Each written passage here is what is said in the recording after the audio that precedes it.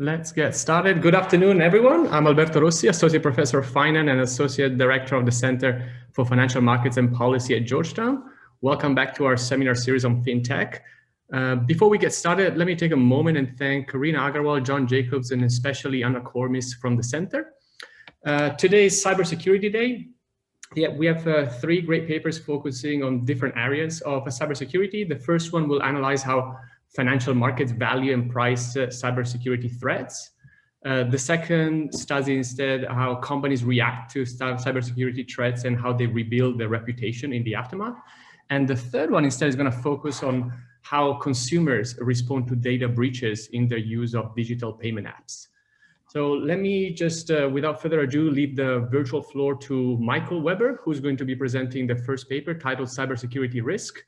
As a reminder, Michael will talk uninterrupted for 20 to 25 minutes. We will then have 5 to 10 minutes for questions. You can feel free to raise your hand or write your question in the chat. And to make the experience more enjoyable for everyone, if you can turn on the camera, that would be awesome. It will make it for a much more lively experience. Michael, the floor is yours.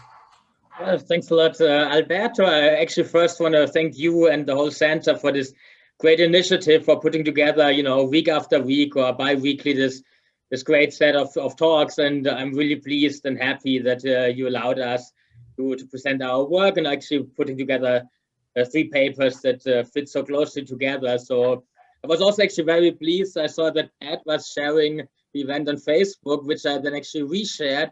And actually, in fact, I saw now a few names in the list of participants I hadn't seen since my undergraduate day a long time ago in Germany. So it's nice to see those, and I'm sure they know what I'm talking about. So anyways, this is joint work with Chris Flaurakis in Liverpool, Christodoulos Luca in Cyprus, Ronnie Michaeli in Geneva. And what we are doing today, as Alberto was saying, is by and large trying to understand whether financial markets, price exposure to cybersecurity risk. But actually, before going into the details, I first want to actually take a step back and try to broadly actually motivate and argue, why this is an interesting question, but also making sure that we are all on the same page. So first actually defining even what cybersecurity risk is. The one common definition of cybersecurity risk is that it's pretty much capturing the failure in IT systems to potential external threats, hacks, or intrusion by outsiders that ultimately then will result in a loss of financial data, disruption to operations, supply chains, but also as we then see in Pat's paper, for example, damage to firm reputation. So for example, think about, I'm, let's say, an ambassador with Marriott, my Marriott account got hacked, and now I no longer book hotels with Marriott, but instead go to Interconti hotels, so something along those lines. And if you actually ask top executives and also market participants, it actually appears in the last few years, the threat of cybersecurity risk has become one of the major concerns for decision makers, but also for regulation and policy makers. And we see that also that, it's not only cheap talk, firms indeed actually spend an increasing amount of money in trying to prevent, at least partially, against cybersecurity threats, by updating their IT systems, by purchasing partial insurance against threats, and so on. And so industry estimates are that for this year alone, the global threat could be as high as $6 trillion US dollars. So that, we want to understand whether this cybersecurity risk exposure is actually systematic and exposes firms to risk that will then be priced in the cross-section of stock returns. Now, of course, one major hurdle to do so is to come up with a, credible measure of cyber risk exposure, and that's what we try to provide in the paper. I'll be way more precise in a few slides, but let me just in one slide pretty much summarize our headline finding. Let's say we actually come up with a measure that kind of makes sense, and intuitively all we are doing, let's look at realized cyber attacks and then compare the disclosure in the risk section of 10 cases of firms to past attacked firms. And the idea is that what looks similar, it might expose it to similar risks. So I'll be way more precise in the next few slides. And then based on a measure of similarity, we can then sort stocks into portfolios with increasing exposure to cybersecurity risk. And here then, a simple long short strategy, meaning that you compare the average returns of stocks with a high exposure to cybersecurity risk. So intuitively, their risk disclosure are very similar to the risk disclosure of firms that were attacked in the past, in the sense that it's tradable, so it's out of sample. And then we compare it to firms that have a low exposure to cybersecurity risk, meaning a low similarity in the language and choices of words in their risk disclosure. You see that the simple trading strategy earns a return premium of 8% per year. Now, given that not all of us here in the audience are asset pricers, this doesn't mean that, being exposed to cybersecurity risk is great because you earn high returns. Instead, it tells us that market participants consider exposure to cybersecurity risk a risk factor for firms. So therefore, earned valuations are low. And then given that those firms are risky, to induce investors to hold these stocks, they on average have to provide higher expected returns. Now, of course, cybersecurity risk clearly is not the only risk factors firms are exposed to. And so if you control for, your standard variants of things exposing firms to risk, about a Fama French, I don't know, 4, 5, 6, 7, 8, 10, or whatever factor model, it looks like that exposure to cybersecurity risk is not assumed by standard other risk measures, and instead seems to be a systematic risk exposure separate from what has been shown in the literature. Of course, if it was really now an exposure to cybersecurity risk, we should observe when the risk materializes and there's high attention to cybersecurity risk, that exactly those firms perform poorly. One way to test that, we can do a factor mimicking portfolio. So think about it like stocks that have high exposure versus stocks that have low exposure. This factor mimicking portfolio performs well on average. This is just the risk compensation part. But on days when investors pay lots of attention to threats of cybersecurity, we do see that those firms perform poorly. So there's a negative factor realization. Now let me actually tell you a little bit more about how we go ahead and measure this cyber risk exposure. As we said earlier, this is of course the key challenge, because in threats and realizations of cybersecurity attacks are rare in the data. But of course, we cannot just simply study the few firms that have been attacked, but rather want to actually get an idea whether exposure to cybersecurity risk is in fact systematic and priced. So we want to come up with a measure we can construct for all traded firms. And so here the idea is similar to others have done, for example, define industries. So think about recent work that has effectively used like industry definitions. So here what we do say, well, let's look at a training sample of firms that have been attacked in the past. And then we have SEC regulation that requires firms, just in general, to report all material risk factors firms are exposed. And specifically, since 2011, there's even some specific guidance about cybersecurity risk, and which has been reiterated in 2018. So the idea is then let's actually crawl the 10Ks of all firms. Then let's zoom into the risk disclosure section, zoom in again into the part discussing threats due to cybersecurity risk.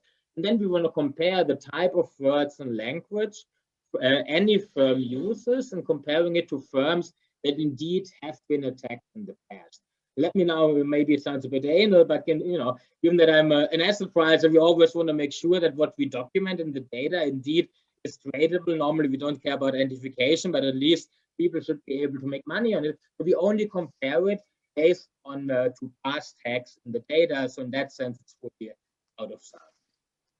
Now, how do we define our trading samples? So we use information from the Privacy Rights and Clearinghouse that gives us information on all data breaches, hacks, and things like that. And then we zoom in all like disclosures from this agency that do not concern, let's say, government agencies, non-profits, and so on, and also only those attacks that involve lost personal information by external threats like hacking or malware. And then, of course, many of those attacks are tiny, have never been reported, never been discussed in the media. So to make sure that indeed what we are measuring, A, is a major attack, but B, also potential investors are aware of it, we cross-check all of those attacks manually using data from Factiva, and then define as a major attack anything that is covered in newswires like Reuters or Bloomberg, or let's say in the Wall Street Journal, New York Times, and so on. And then based on this definition, we have 69 attacks in our sample from 2005 to 2018.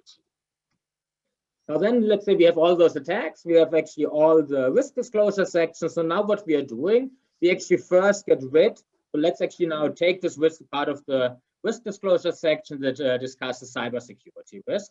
Now let's effectively, just take all the words in this part of the document, throw out stuff that is not informative, like stop words, pronouns, and so on.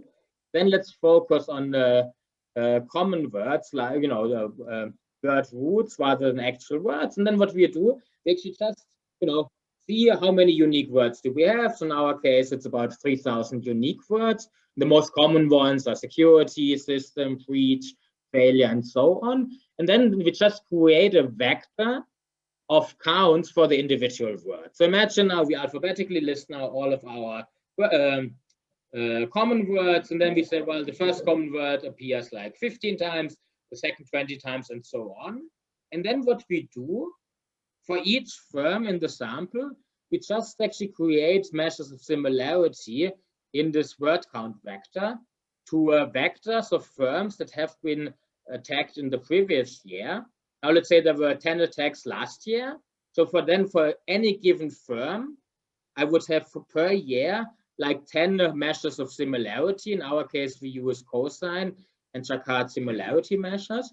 And I would just average for a given firm and a given year all those similarity measures, and this would then be our exposure to cybersecurity risk. And so the idea is that firms that are attacked, ex ante, they must have been exposed to threats, otherwise they wouldn't have been attacked. And then if you use similar words and similar language, you potentially are also subject to cybersecurity risk. So people that look alike might behave alike in terms of risk exposure. And so just actually in terms of how to interpret this measure, so it's standardized between 0 and 1. And the closer to 1 you are, the higher is your exposure to cybersecurity risk.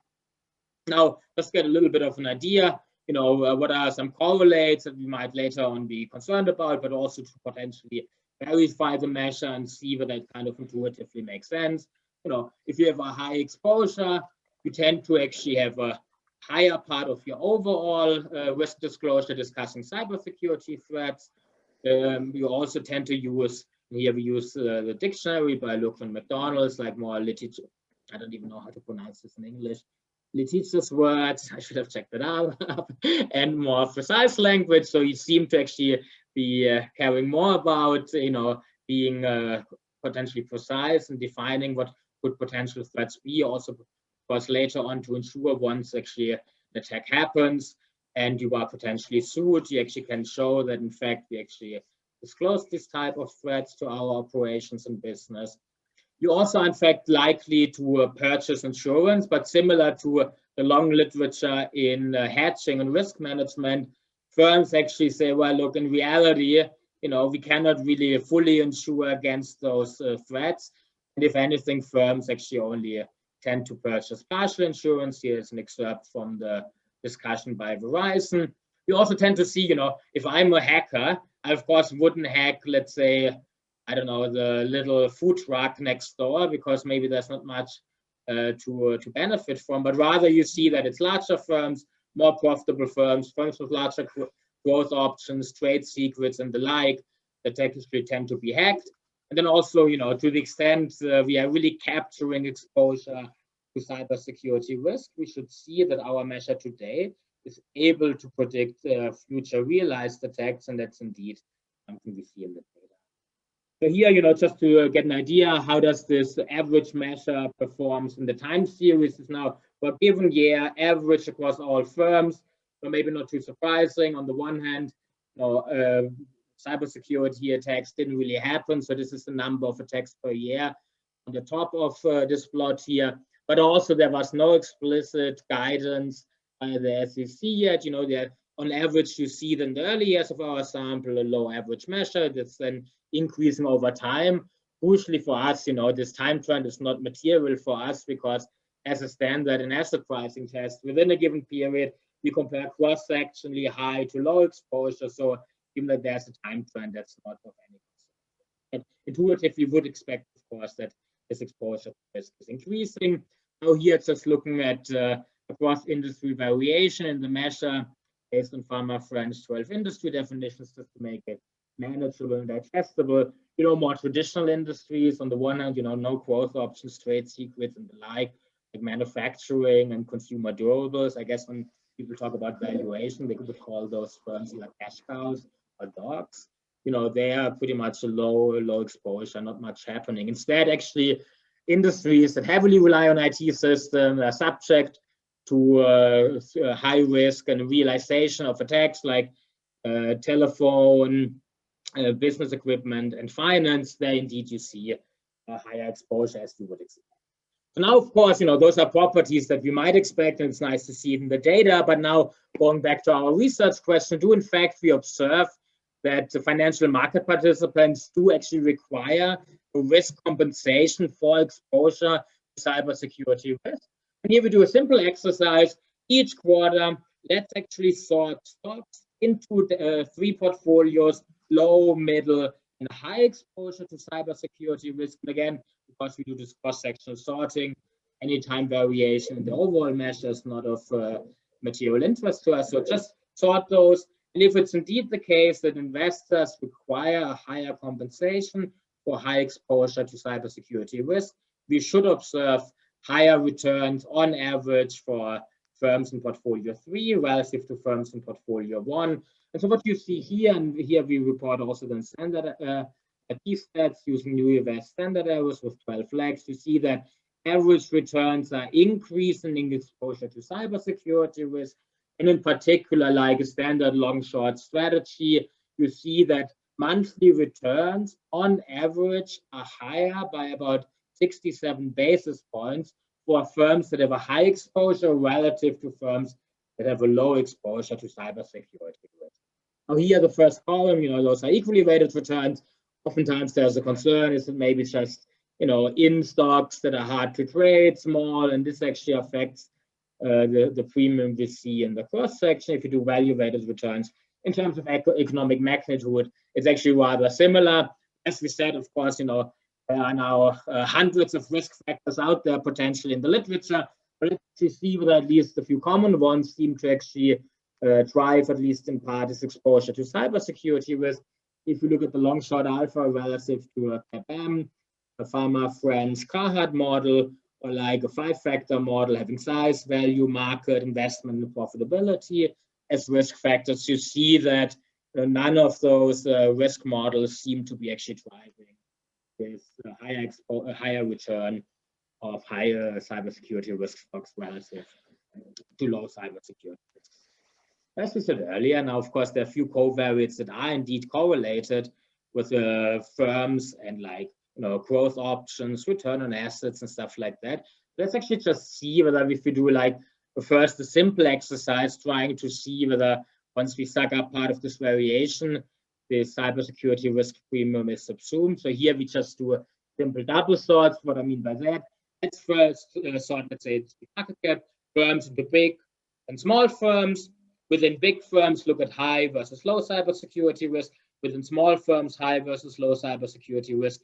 We do that for book to market, return on asset, institutional ownership, but also, I don't have it in the slides, like illiquidity, idiosyncratic volatility, the length and readability of the risk sector sections. By and large, whatever you look at, there's always a higher return for firms with a high exposure relative to low exposure in the raw data, and for Fama-Friend's 5-factor alphas. Now, of course, you know, those things look at other factors individually. Now, of course, portfolio sorts or bivariate portfolio sorts don't allow you to condition many things jointly. So therefore, we might want to run also Fama-MacBeth regressions. So cross-sectionally, see whether high exposure firms have higher returns, conditional, and lots of other stuff. I'm just summarizing it here in the last bullet point on the slide. So what we do here, so this is all of the covariates are standardized, including our cyber risk exposure. So therefore, once we keep constant in the cross-section, all the stuff at least we could come up with, what you see is that a 1 standard deviation higher exposure to cybersecurity risk goes hand in hand with about 100 basis points higher monthly return going forward. Now, of course, now more from a tradability and implementability consideration, crucial also to understand whether it's risk exposure maybe versus some form of mispricing. We would expect and hope that this predictive power in the cross-section is actually not a short-run phenomenon, but if you're risky and really exposed to cyber threats, you should be also so going forward. So now what we do, take my measure of cybersecurity risk, we construct, let's say, at the end of quarter T, and then go forward up to 12 months. You see that still there's this cross-sectional predictability. So indeed, it's more like something specific to the firm. If you have trade secrets, you should expect that, of course, this actually exposes you to risk, not only for a month, but for a longer horizon. Now, the last thing I briefly want to talk about is like, so far we see that firms having a high exposure and higher returns, but so far, it's a short sample. Sometimes we are concerned, is it just a realization versus a risk premium? So is it really the case that firms that have a high exposure are indeed more risky, and that's why they earn higher expected return? And so one common way to study that is now to create what we would typically call a factor mimicking portfolio. So think about it. Now you want to construct, a risk factor similar to what Fama and Friends have done. So let's actually first, let's say, sort talks into big and small firms, the big and small firms. Within those, again, let's sort based on cybersecurity risk exposure, thresholds being the 30th and the 70th percent, in case you're familiar with the Fama French construction. Then it's just average within big and small firms, high, low exposure, and take the difference. We would call that our factor mimicking portfolio. Again, high versus low, that's how to think about it. And then we now have daily returns, and we want to understand whether on days in which investors pay lots of attention to cybersecurity risk, whether it is indeed the case that those firms that have a high exposure perform poorly, or saying it differently, does our cyber risk factor have negative returns on days in which investors pay high attention to the risk of cyber threats? So the way we do that, we use Google search data for topics, hacker and data breach.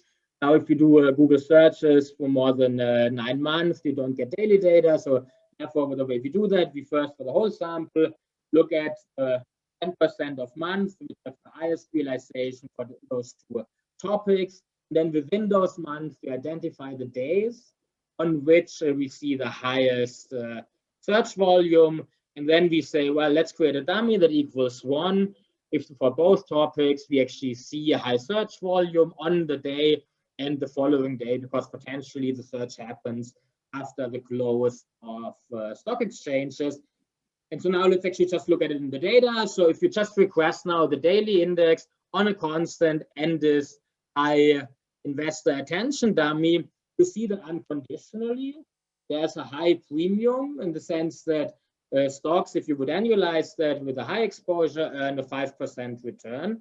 But once actually investors search for a cybersecurity threat, so once there's high attention and realization of cybersecurity risk, you see actually negative realization. So as you would expect, when the risk materializes, you see low returns. Some way to make sure that we are not just capturing anything specific in this specific month or time period. We can also do like a placebo dummy. We take the actual day when the investors search for cybersecurity risk, just shift it by 5 days. So this is what we call a placebo dummy here. And there you see actually a placebo dummy is not 10 to the power. If anything, the point estimate would be slightly positive. Similarly, if you move it by a month, the result is also there's another result. Now, in terms of robustness, we do lots of things to just ensure that it's not mechanical to how we define portfolios, our rebalancing, also only after the explicit guidance by the SEC. We also exclude firms that indeed have partial insurance, results actually, as we would expect, become stronger, and lots of other stuff. Let me actually, in the interest of time, just wrap up. And so what we do in the paper is to propose a measure of exposure to cybersecurity risk for all publicly traded firms in the US. And then we first verify the measure and then document that investors in financial markets require a risk premium or compensation for this high exposure to cybersecurity risk, suggesting that it's a systematic risk factor that investors need to be compensated for. And of course, now, once we have such a measure for all firms, you can also see who firms with a high exposure, behave differently in terms of precautionary cash holdings, leverage, investments, and stuff like that. That's pretty much all I wanted to share with you. And now I'm looking forward to your questions. Okay, thank you so much, Michael, for the wonderful presentation. We have a number of questions that came in. So let me start kind of in chronological order. So the first one comes from Neil Stockton, who's writing, in view of the GameStop debacle, can we just assume creating a long short portfolio without considering transaction costs or lack of short squeezes, especially for firms that are kind of impacted by risk events?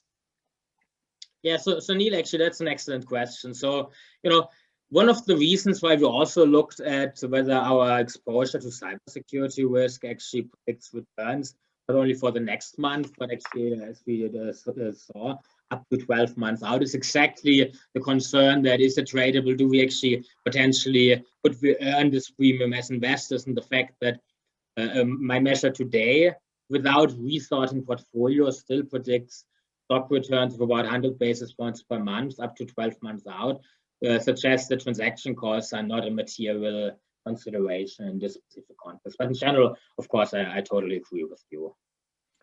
Okay, and then we have a couple of questions that are a little bit more more on the measure. So I think Carlos Carpi is asking, could you comment a little bit on whether you control for the size of the SEC filing? So he's just arguing, so one might assume that you could be capturing some quality of firm measurement with a cyber risk based on the simple count of words.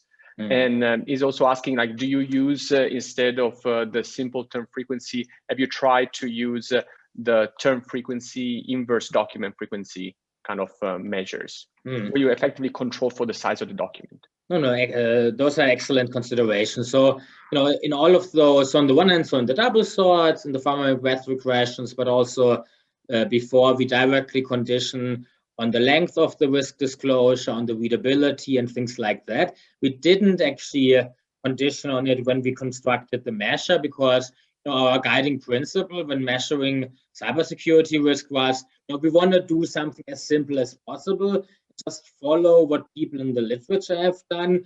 And of course, we totally acknowledge that there are more advanced measures we could do, but then instead decided to go for the simple one and make sure that other considerations like the length, readability, and maybe even quality of the firm and corporate governance don't actually matter in our asset pricing.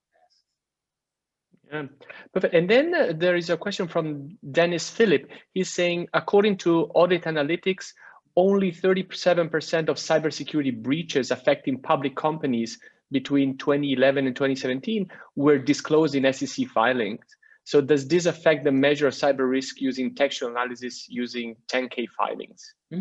That's an excellent question. So, we only focus on publicly listed firms. So that's maybe the first thing we have to keep in mind. Then the second thing is that we don't use any actual SEC disclosures so for identifying attacked firms, but instead for that, we go to this PRC filings, use all actual attacks as identified by PRC, and then cross-verify and check them based on Factiva data, and then only use those that actually have indeed what we call major attacks that got the attention of newswires and newspapers, just to make sure that also market participants potentially were aware of those attacks.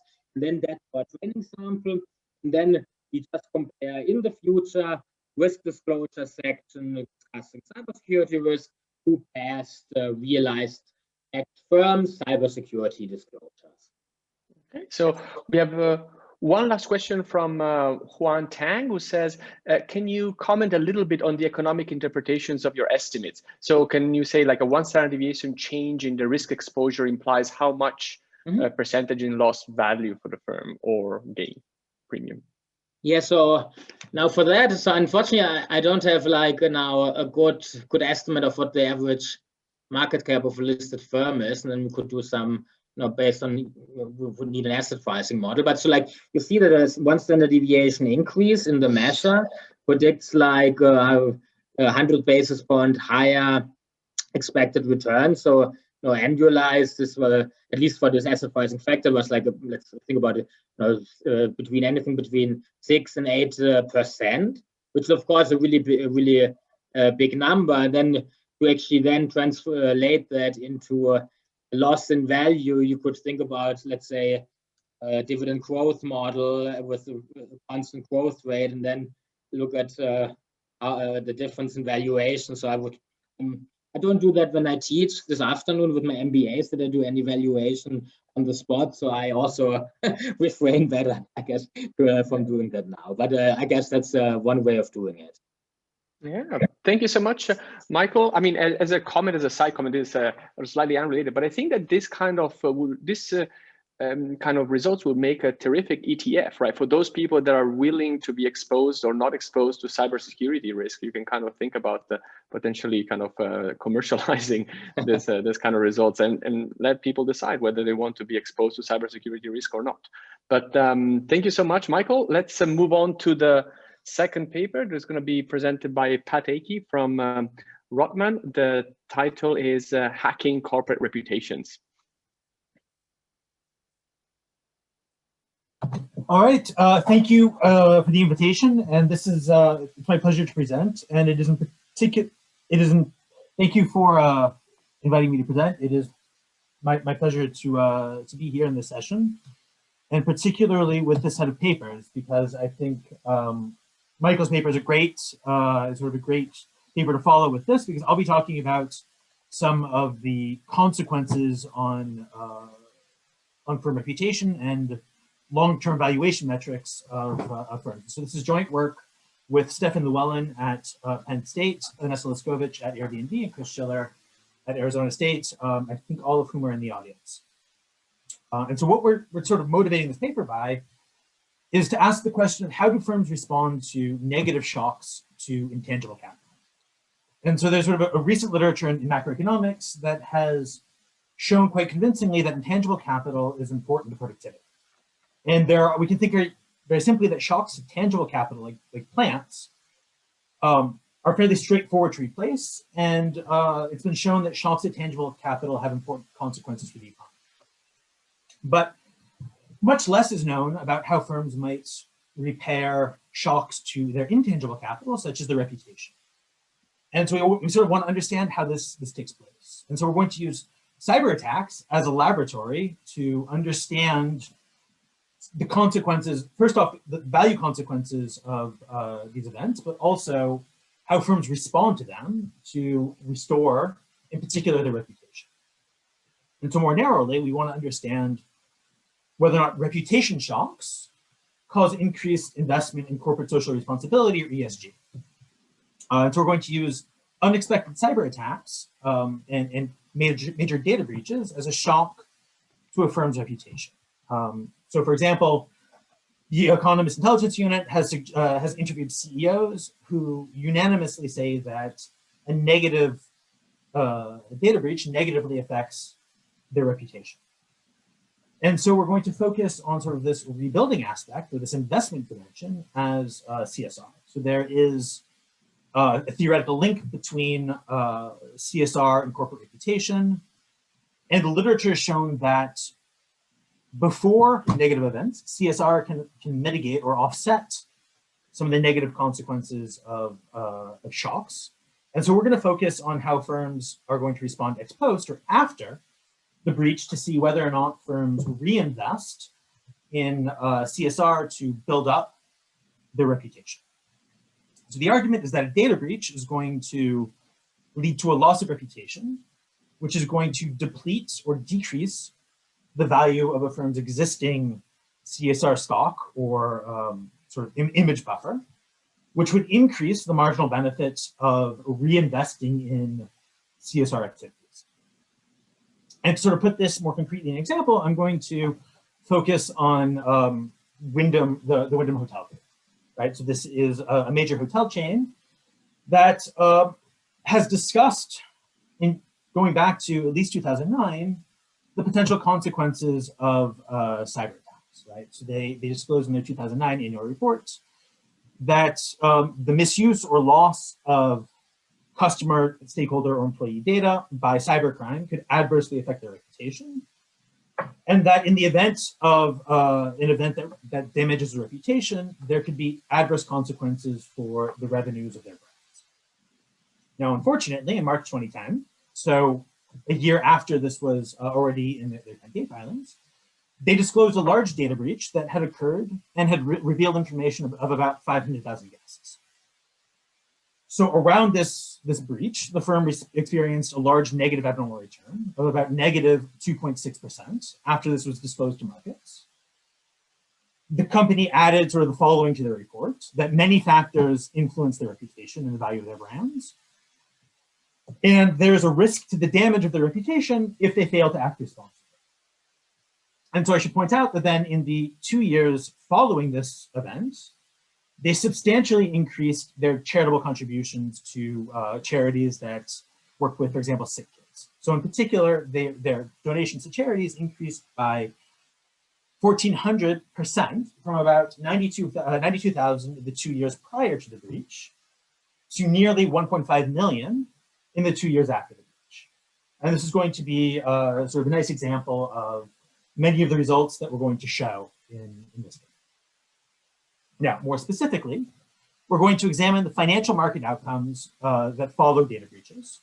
We're going to look both at short-run reactions and longer-run reactions. So we're going to look at, for example, the average announcement return in the week or so following the disclosure of a data breach. And then we're going to look longer over the longer term, in the 2 up to 4 years following these breaches, to look at firms' market to book, ROE, and price to earnings ratios. Right, so the idea being that if these effects are not long lasting, what's the point of reinvesting in lost reputation? We're going to examine how firms respond in terms of concrete actions over the longer term. We're going to focus on increased investment in CSR, looking at a new measure of investment in corporate social responsibility, as well as using traditional CSR scores. We're going to document potentially increased IT spending, and we're also going to examine things like increased advertising.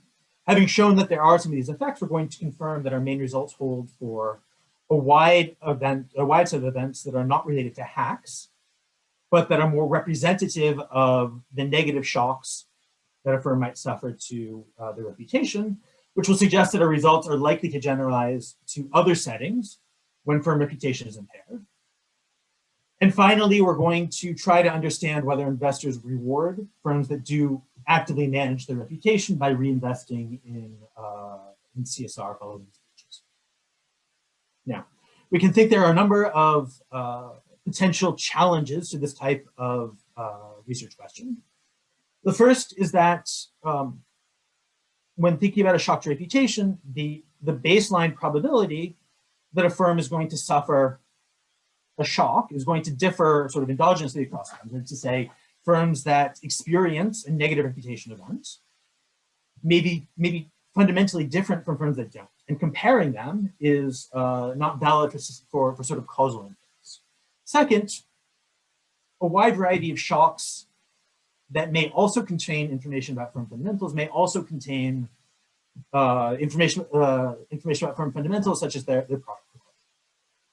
And so, for example, the CSR literature is focused on financial fraud, oil spills, and other things. We're going to focus on data breaches because we think it's a cleaner set. So there's little evidence that managerial quality, corporate governance, or pre-hack CSR drives this breach propensity. As I think Michael pointed out, large firms are routinely targeted, and so we're going to sort of argue that the timing of a particular hack is relatively random, or sort of a successful data breach. Finally, we're going to argue that data breaches are unlikely to contain news about firm fundamentals and their product quality. And in fact, the final paper in this panel has some evidence that is consistent with this assumption. The authors show that long-term consumer usage of online platforms is unaffected by data breaches. That is to say, firms don't systematically shift away from firms that experience these idiosyncratic events. And so we think that this is potentially a cleaner setting to understand our research question. Now, just to very briefly overview our results, we're going to find that there are large negative market reactions upon the disclosure of a breach. They're about almost 2% in the month following the event. Of course, they kick in immediately, and I'll show you a plot that confirms this. We'll find that there are also long-term negative consequences. So firms' market-to-book ratios decline by up to 12% in the 2 to 4 years following the breach. This affects both the short-term and the long-term components of market-to-book. That is to say, both ROE and the PE ratio are impacted. Firms' reputation scores, as measured by a new database called Cyberrisk, declined immediately after the breach, again, confirming one of our hypotheses. And firms significantly reinvest in their CSR activities. So on average, firms increase their charitable contributions by up to $1.5 million per year in the 1 to 4 years following the breach. And firm CSRs increase by up to half a standard deviation. We observe a significant increase in IT investments. And our results, we feel, generalized to a wide variety of impairments to reputation, as I'm going to hopefully have the chance to show you. We combine data from a variety of sources. The first is the Privacy Rights Clearinghouse, which is actually the same data source that is used in Michael's paper. We're going to use 196 data breaches from 2005 to 2015. In contrast with Michael's paper, we're going to keep observations that are data breaches by other sources than via a cyber attack. So we're going to include, for example, accidental disclosure by an employee of customer records. We're going to include malicious behavior by insiders, because we're interested in sort of the breach per se. And we're going to focus on breaches with, again, 1,000 records being affected, so as to identify large or sort of material events. We're going to combine this with data on firms' reputation from a database provider called Cyberrisk. And from here, we're going to get both a reputation rating score and a variety of negative news events that we're going to use in some validation tests. We're going to add in data on firms' charitable contributions for the Foundation Directory Online and the National Center for Charitable Statistics. We're going to bring in data on firms' IT investments by scraping firms' 10Ks to identify IT-related words in the proximity of investments. We're going to combine this with traditional KLD scores from the MSCI KLD database and data on CompuStat.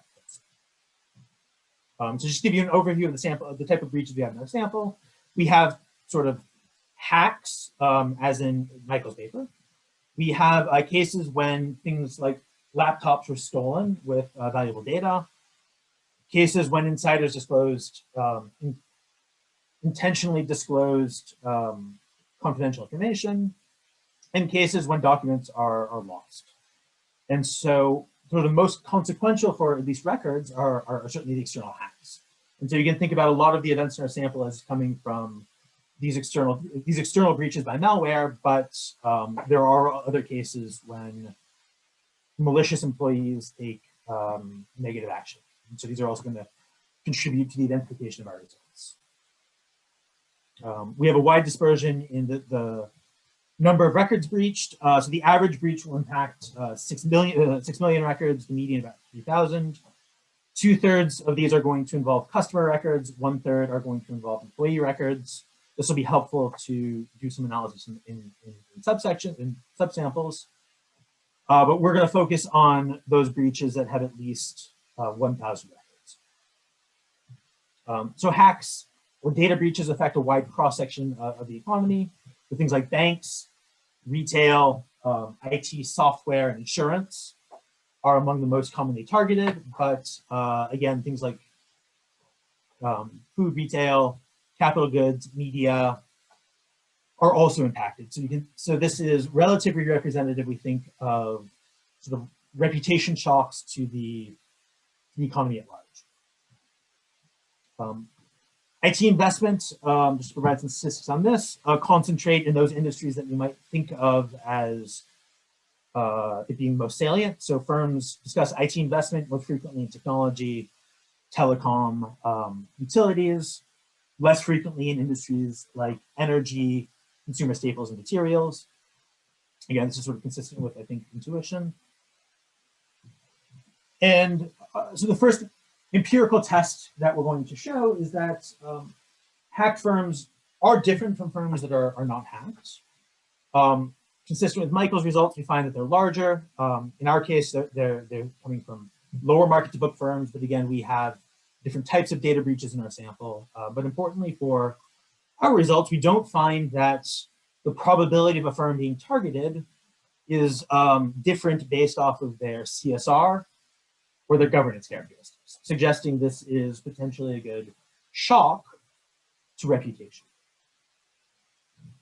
So we're going to use abnormal returns from a standard three-factor Fama-French model, and in our longer-term post-breach analysis, we're going to do a usual difference in difference analysis, and the idea is we're going to focus on this coefficient post-breach, which is going to capture the effect on either market valuation variables such as market to book or price to earnings ratio, or firm responses such as CSR. And we're going to see the extent to which these variables are different for firms that experience a data breach in the years after the breach compared to firms that do not. And so our first valuation result is that there's a large negative abnormal return around the disclosure of a data breach.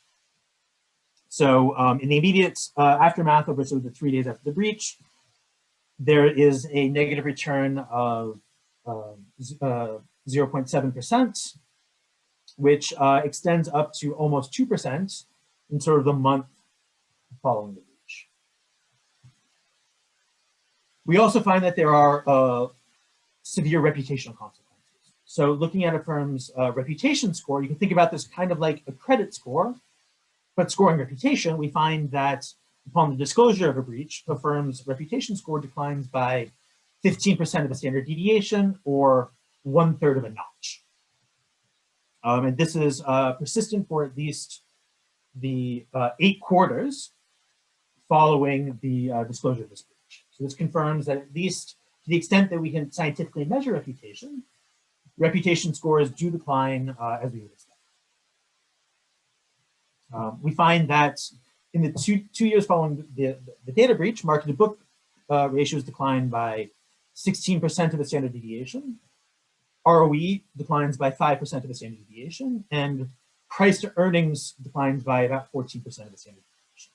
So this suggests that there are long-term consequences that are particularly impacting the expectations of growth or of risk of firms in the 2 or potentially up to 4 years following the result. I don't have the table here, but we do confirm that these results hold qualitatively in up to 4 years following the disclosure of these data breaches. Now, how do firms respond? So we're more specifically going to ask whether or not firms increase their charitable contributions if this is picked up in the external CSR scores that capital markets use to assess the corporate responsibility of different firms, and whether or not firms reinvest in their IT capacity. And so what I'm showing you here is indeed that firms do respond in the 2 to 4 years after the breach by increasing the amount that they spend in charitable donations. So across a variety of specifications, we find that firms increase their charitable contributions by $700,000 to $1.5 million per year. And this is true when we sort of look within firm or compare sort of the same firm before and after the breach. The same firm increases its charitable contributions by up to $800,000. Now, we can sort of look at this over time, and we see that the charitable contributions are relatively flat in the time period leading up to the disclosure of this breach. And they jump sort of immediately in the year of and continue to remain higher following the disclosure of this breach. Similarly, we can do the same type of analysis focusing on the probability that a firm has a private foundation associated with itself. And we find that the probability of a firm having a charitable foundation increases by 10 to 20 percentage points, which can be compared to an unconditional likelihood of 15 percentage points. So the effect, the likelihood of the firm engaging or having its own foundation nearly doubles in the years following one of these data breaches.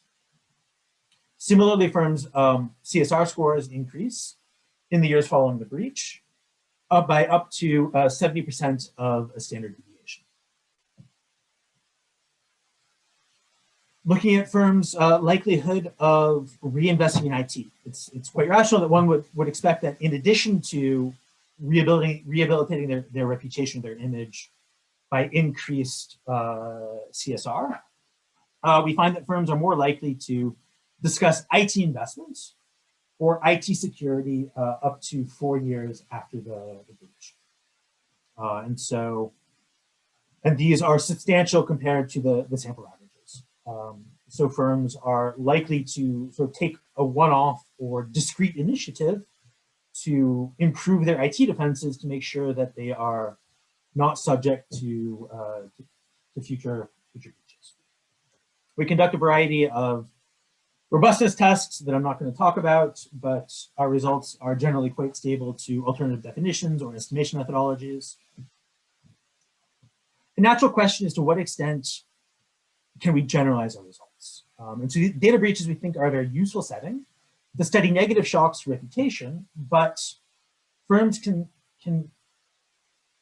are subject to a wide range of potential negative shocks. And so what we do here is we re-examine the same outcome variables following 2,600 negative reputation events that are reported in the media. And so these are less clear from a causal point of view, but this will allow us to see to what extent our main results have external validity. And so we find similar valuation effects with similar magnitudes. So the following the disclosure or negative media event that impairs a firm's sort of CSR reputation, firms experience negative returns of up to 1%. They are more likely to increase their donations or to have a charitable foundation. And these are of similar magnitudes to our sample data breaches. Similarly, from CSR scores increase by similar magnitude as in our main sample. So these results collectively suggest that while the loss of reputation coming from a data breach is very specific, the takeaway from these tests is potentially going to generalize to a wide variety of negative shocks to a firm's reputation. And one final result, and I'll conclude. And one may very well ask whether or not these efforts to repair a firm's reputation are successful. And so I should caveat this up front. This is a very difficult question to answer precisely, but we're going to do our best. And so what we're going to do is we're going to examine whether these long-term negative valuation consequences are relatively offset if a firm invests in more CSR activity. And because both valuations and CSR are endogenous, the results are not going to be strictly causal, but we're going to do our best. And so we're going to do this by redefining our difference in difference estimator to separately estimate the effect of valuation for firms that do respond and firms that do not respond. And when we do this, we find that the large negative valuation consequence that we documented in the first step is coming predominantly from firms that did not respond after the breach. And again, this does not have a strictly causal interpretation, but this would suggest that markets do in fact understand that firms are trying to repair their reputation, and they don't penalize firms that try to repair their reputation, and they do penalize firms that do not. And so this is evidence that market penalties are muted for those firms that do respond. And so now I'll just conclude briefly. In this paper, we use corporate data breaches to study the consequences of negative shocks to corporate reputation. We find that after a data breach, those firms that are affected experience a decline in short-term value, long-term value, and reputation. These are characterized by negative abnormal returns around the announcements, reduced reputation, and reduced long-term valuation. We find that firms respond in several ways. Notably, they increase their charitable contributions by up to 1.5 million per year. CSR scores increase by up to 60% of the standard deviation. And they're more likely to disclose investment in IT security. We find that these results are likely to generalize, and that the long-term negative value consequences are muted when firms increase their investment in CSR. Thank you. Thank you so much, Pat. This is a fantastic presentation. We had a number of questions coming in the chat, but Stefan, your co-author, was incredibly proactive in answering all of them. So I'm going to throw you one question, given we have only 2 minutes from one time, given that I want to see your take on this. Juan is asking, have you looked at the differential impact of data breaches on firms in states with different breach notification laws, and before and after the California Consumer Privacy Act, which tightened the notification requirements in California? We have not. This is a great suggestion. In a very narrow sense, one limitation of the study is that we only have 196 observations that we were able to match sort of consistently throughout our sample. So we would have some power concerns for the firm response aspects. Again, we sort of have to match this with charitable contributions and a variety of other data sources. This said, I think it would be fascinating to look at the valuation consequences and to see whether or not there are, in particular, whether or not disclosure sort of conditioning on the magnitude of the breach is different under different reporting regimes. And that's definitely something that we can look at as we sort of revise the paper. So thank you, Juan. Yeah, okay, perfect. So let's move on to the last paper. And thank you so much, Pat, for the fantastic presentation. Tianyue, let's see if you can, I mean, we have to give it to a round of applause to Tianyue over there. She's in Singapore. It's 1 a.m. over there, and she presented another seminar from 11 p.m. to midnight. So she's a real hero over here. So thank you so much for Tianyue for coming here and presenting, even though it's so late over there. And you can take it away whenever you're ready. Okay, so I have started sharing my screen. So can you guys all see the screens? Yeah, okay, we can see great. very well. Thank you. Thank you very much for the very warm introduction. I'm very excited to present this paper titled Privacy versus Convenience, Customer Response to Data Breaches of Their Information. So this is joint work with Sumi Agrawal, my colleague at NUS, Pulak Ghosh at Indian Institute of Management, as well as Yunqi Zhang at Nankai University. So I think that this audience does not need too much introduction on why we care about data breaches. So we now live in an era of digital era powered by information technologies. Every bit of internet activity, such as search, click, or transaction, generates some data, leading to explosive growth of digital data. So coupled with this large increase in internet data is increasing frequency and impact of data breaches. So according to the cybersecurity monitoring website, Have I Been Pwned? So more than 10 trillion accounts have been compromised by data breaches, and this number is steadily increasing even day by day. So in the data breach, so the consumers behavior may or may not change depending on the utility a customer or user gets from using the bridge application versus the cost of privacy being intruded. Okay, so this trade-off would depend on the consumer's valuation of the utility versus the disutility. So in this paper, we look at actual behaviors in multiple unexpected data breaches across different industries in India to quantify how consumers make this trade-off. Our main findings are the following. So first, in the first data breach we look at, which affected a leading food delivery platform, we find that users converted from digital payment to cash, which are perceived to be safer in a breach event, but only in a short run. So entry of new users declines mildly with little change in the composition of new users. There's not much change in the incidence of exiting of existing users. We find that those who rely on digital payments before they actually exit less, but just switch to cash payments.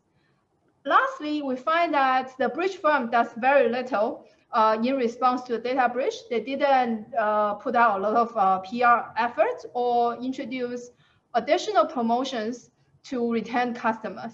We also look at two other data breaches. One involved a bank and the other involved an online grocery platform. We find weak effects there. Lastly, we look at whether data breach on one platform or one application affects usage patterns in other platforms or applications, and we find very weak spillover effects there. So overall, we find very limited consumer response to data breaches of their information. Our take is that consumers appear to value convenience much more than the cost of privacy. So even after data breach, most of them stay with the apps and continue enjoying the convenience of the app. So here's a brief summary of how our paper contributes to different strands of literature. Many of them are currently being written. So first, for the determinants of demand for digital service, this paper highlights the trade-off between convenience and privacy in a context of information security. We use a review preference approach to look at real-life transactions and quantify how consumers make this trade-off. And second, for the literature on privacy and personal data sharing, we find that consumers appear willing to share data in exchange for convenience.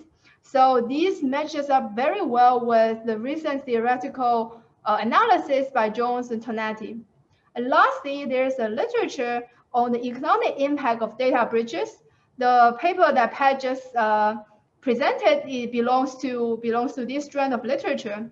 So I think what we bring to the table is that we show consumer responses have very little voting with their feet, and these would have implications for firm outcomes as well as the competitive landscape in the industry level. So without further ado, let me talk about what are the breaches we study and what we find. So the first data breach we study is a data breach that affected a food delivery platform in India. So this platform is like other food delivery platforms such as DoorDash, GrabHub, or Deliveroo that many of us are very familiar with. So this data breach was claimed by a hacker on May 18, 2017, which was the 20th week of 2017, and the firm subsequently confirmed the breach. So this breach involved 17 million users' name, email addresses, and passwords. The firm claimed that it had reset passwords for all affected users and locked them out of the app and the website. So I want to highlight that there are two layers or aspects of what personal information is compromised. The first is those private information unrelated to payment information, such as the email or residential address. So this type of personal information would affect customers' willingness to adopt or use the platform. The second aspect is information related to payment, which is most relevant for those who use digital payments, because if you use cash on delivery, no payment information is stored in the platform. So the breaching of these payment information would affect consumers' willingness to use digital payment. So the data we use is the receipt level administrative data from the bridge platform. We have data for 4 cities from April 2016 to December 2017. The information we have available to study the effect of this data breach include the mask user ID, the location and timing of each delivery order. We know the receipt amount, the payment mode, whether it's cash on delivery or digital payments, including mobile payments, bank card payments, and so on and so forth, as well as the details of food items ordered. So what we do is a very simple event study. We study how the usage measures change or change around the time of the data breach. So due to that, payment information leaking would affect the willingness to use digital payments, but not for those who use cash on delivery. We separately examine digital payments and cash payment orders. So this is just the raw data. So when we see the raw weekly order count, we do see that there was a small decline in terms of digital payment orders in the bridge week relative to the cash orders. But if we look at longer horizons, the difference was not obvious at all. So there was very little long-term consequences as far as the raw data tell us. So here's the dynamics of seasonality adjusted daily order count, where we remove the level differences, holidays, as well as weekend, weekdays differences using a regression model. We can see that at the day of the breach, there was a sharp decrease of digital payments and an increase in cash payment orders. And this effect was persistent until July, which is about 5-6 weeks later. But at the horizon of about 3 months, so the difference between the cash and digital payment orders disappear. So the switching between from digital payment orders to cash orders disappear roughly at 3 months mark. If we look at user count, we see similar patterns of short-term response that disappear at about 3 months mark. And the same is true if we look at sales amount in terms of Indian rupees as the outcome variable. So when we look at dynamics of entries of new users, okay, we find that the entries of new users seems to be decreased mildly in a short run, and we can compare whether the newly entered users after the data breach, are they similar or different to those entered just before the data breach. So when we compare these new users before and after the data breach, we find that they are relatively similar in terms of the size of their first orders, as well as the fraction of vegetarian dishes they order. So this means that although there's a small decline in the arrival of new users are not dramatically different before and after the data breach. We also look at assets of existing users. Okay, so we find that the assets of existing users were not that different. We study who are these existing users. Since we are looking at existing users now, we know a little bit more about them. So we can analyze based on their characteristics in their past transactions, what kind of existing users are more likely to exit post the data breach. We find that in the logic model where where the outcome variable is as an indicator, we find that those who use digital payments more before the data breach are actually less likely to exit. And what happened is that these people just switch more to using cash. So we think that these are the digitally savvy people who probably value the convenience of food delivery platform more than other people. So they recognize that digital payments are not safe, are probably less safe as the data breach review. So they move away from digital payments to cash payments. So, and lastly, I want to mention that there's little news coverage or promotions put out by this firm. So we found no news coverage for promotional campaign during the time period.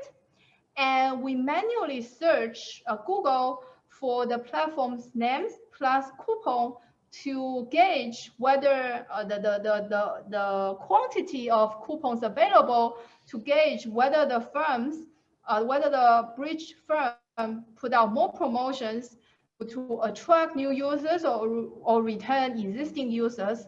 We find that there's no increase in the availability of promotional coupons after the data breach, according to this Google search. So altogether, we find that for this first data breach, the effect is short-term and limited, and consistent with limited response, the firm also didn't appear to do much to return existing users or attract new users. So this is the first data breach we study. So now let me talk briefly about the second data breach, which affected an online grocery store. You can think about this online grocery store such as Amazon Fresh or Fresh Direct. So this online grocery store was affected by a Facebook data breach in September 2018. So how it works is that the hackers obtain access to the login information and payment details of accounts of users who log into this online grocery store using Facebook third-party login information. So the data structure of this second data breach is rather similar to the first one. So we again have receipt level transaction data from this grocery store. We know the details of each online grocery order, as well as we can track the users. So what we find is that regardless of whether we look at order count, user count, or sales, we find very little discernible pattern change around the data breach. So when we look at who are the existing users that exit, or how many of the existing users that exit, we once again find very little change in the incidence of existing users exiting the platform. When we look at what drives the consumer's decision to exit the platform, or whether there is a payment switches, we find similar results to the first data breach, namely more digitally payment reliant consumers, they quit less, although the coefficient is not very significant here. But what happened is that they walk away from the digital payments they used to use before, rather they switch more to cash on delivery. So this is the second data breach we study. The results are a bit weaker than the first data breach, but we find similar switching to switching from digital payments to cash payments in the second data breach. So the third data breach we look at is the data breach on the Indian banking sector. So this data breach affected as many as 3.25 million debit cards. So banks that are affected ask their customers to change the security codes of the debit cards. This breach was believed to have occurred since May 2016, but it only hit the mainstream Indian media on October 19th, 2016. So we consider this media report date, October 19th, as the date of the breach, since media reports can be considered as a salient and additional shock to consumers, even if some of them were probably already aware of the breach. But I want to point out that if we change the event date to let's say May 31st, we once again obtain very similar weak results. So we obtained card information from a leading national bank in India. So we know the type and amount of transactions for debit and credit card transactions. We know the account opening date, as well as the incidences of credit limit change for credit cards. What we find is that the debit card usage around the data breach, both in terms of transaction amount and transaction count, appear to be very similar before and after the data breach. I want to point out that here we need to stop on November 8th of 2016, because you know that demonetization happened in November. So after that, digital payments were driven pretty much a lot by the cash shortage in demonetization. So we have a rather short window here to study the effect of this bank data breach. So when we look at credit cards, we also see very little discernible patterns around the breach date. So lastly, we also study the spillover effects. We actually do several spillover effect analysis in our paper, but in the interest of time, let me talk about the spillover effect of the Equifax data breach on the bank card transactions. So Equifax, as you know, is a major consumer credit reporting agency in the US. It actually has global operations, which follows a similar structure, collects and aggregates information on individual consumers and businesses. In India, Equifax cooperated with 7 banks, not including the bank whose data we use to study the effect of the banking data breach. So the Equifax data breach occurred in September 7th, 2017. So in this data breach, 48 million American Social Security numbers, driving license numbers, and credit card numbers, among other things, were leaked.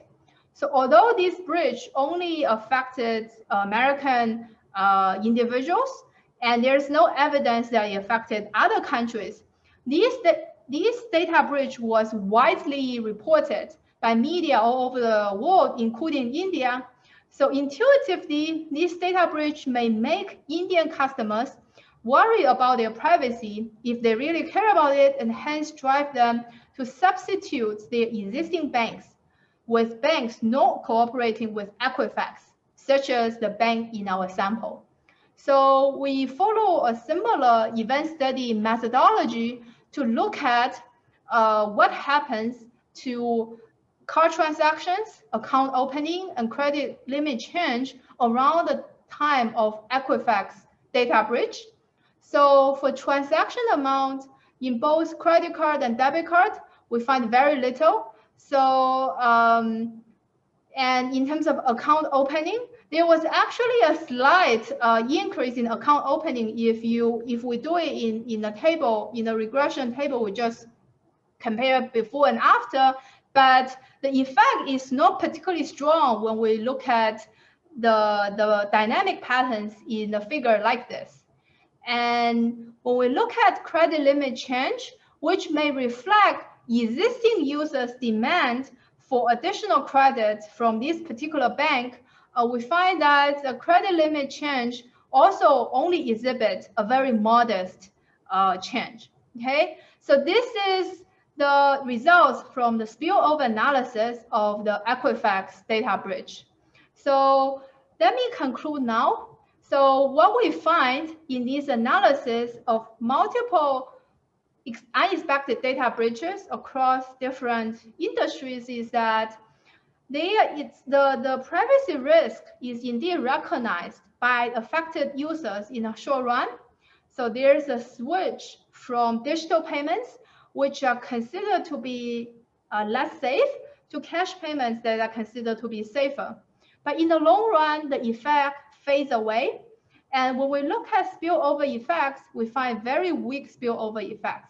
So overall, from our analysis in this paper, our conclusion is that the perceived benefit of convenience outweighs the cost of privacy breach.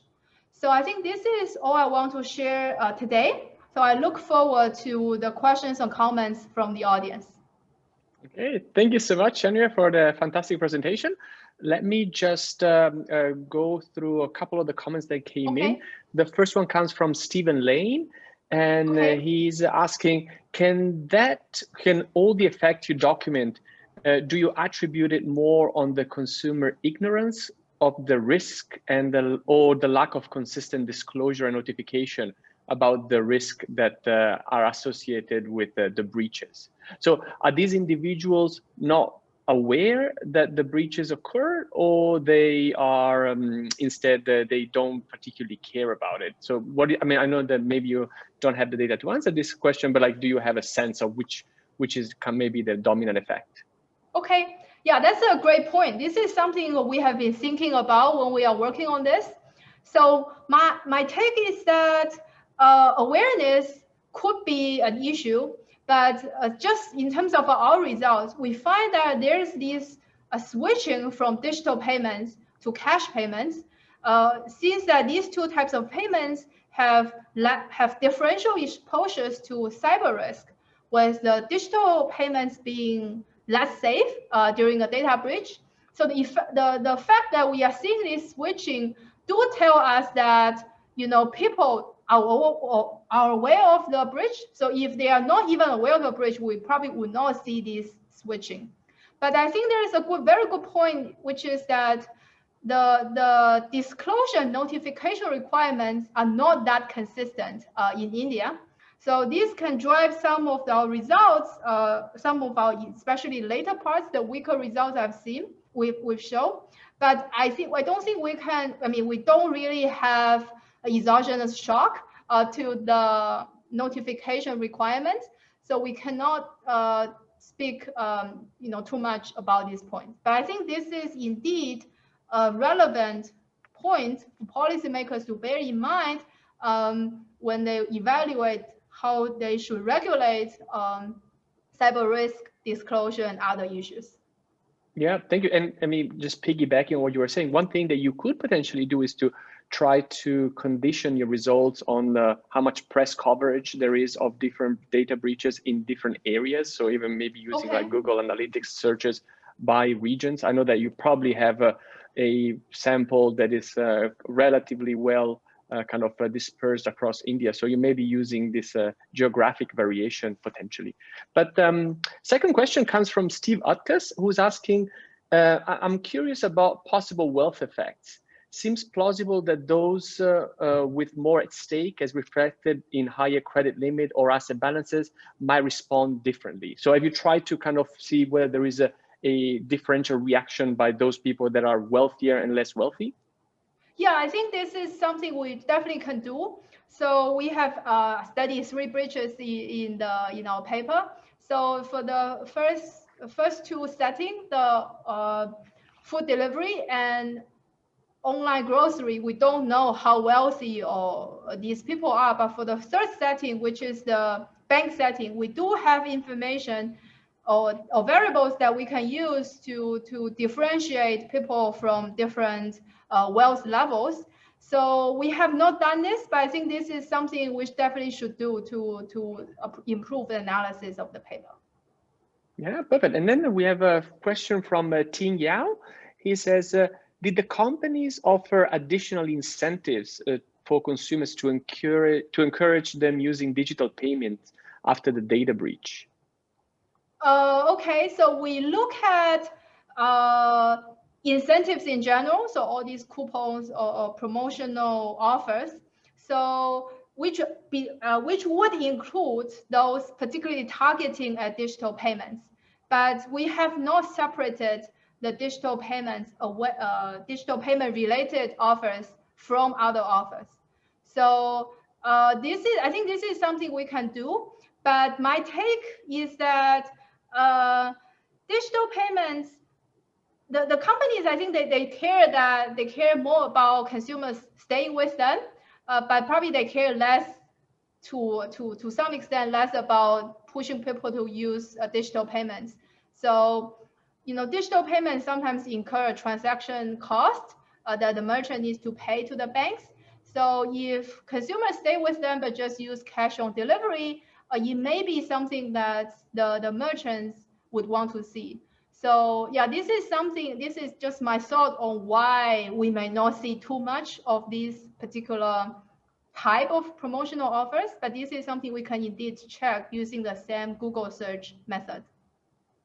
Okay, well, thank you so much, Tianyue, and thank very much also to Michael, Pat, and everybody in the audience. I think it has been a super interesting event.